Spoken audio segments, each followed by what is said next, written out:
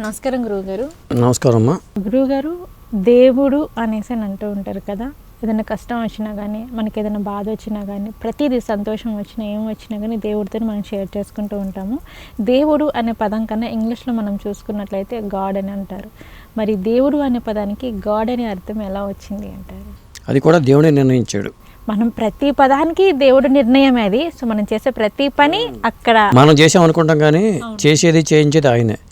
ఎందుకంటే గాడ్ అంటే రకరకాల ఉపాఖ్యానం చాలామంది చెప్పారు. అందులో ప్రధానంగా ఏంటంటే గాడ్ జీఓడి గాడ్. జీ అంటే జనరేటర్, ఓ అంటే ఆర్గనైజర్, డి అంటే డెస్ట్రాయర్. అంటే జనరేటర్, ఆర్గనైజర్, డిస్ట్రాయర్ అంటే సృష్టి, స్థితి, లయకారకుడు గాడ్. అర్థమైంది కదా. అదే దైవత్వం. చూసారా మరి అక్కడ దేవుడు అన్నదానికి ఇంత మీనింగ్ ఉంది. మనం సృష్టి, స్థితి, లయ అని చెప్తూ ఉంటాం. కానీ ఇక్కడ గాడ్ అనే పదంలో ఆ ఇమిడ్చి ఆ పదాలే వచ్చినాయి అక్కడ. ఇంకోటి దీంట్లో ఒక మిరాకిల్ ఉంది. ఏంటి సార్ అది? గాడ్ తిరిగేస్తే ఏంటి గురువు గారు అది? అంటే గాడ్ అనే పదాన్ని తిరిగేస్తే ఏమొస్తుంది? డాగ్. మరి డాగ్ అంటే కాలభైరవుడు, భైరవుడు. డాగ్ అంటే భైరవుడు కదా, కుక్కని భైరవుడు అంటాం. మరి కాలభైరవుడు.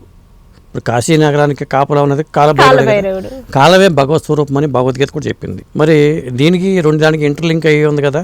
అసలు నిజంగా సరే ఎక్స్పెక్ట్ చేయలే అసలు.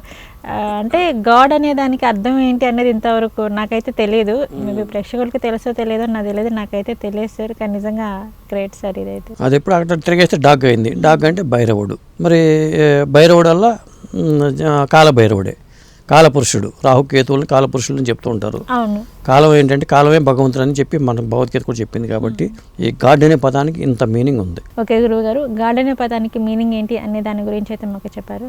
నమస్కారం.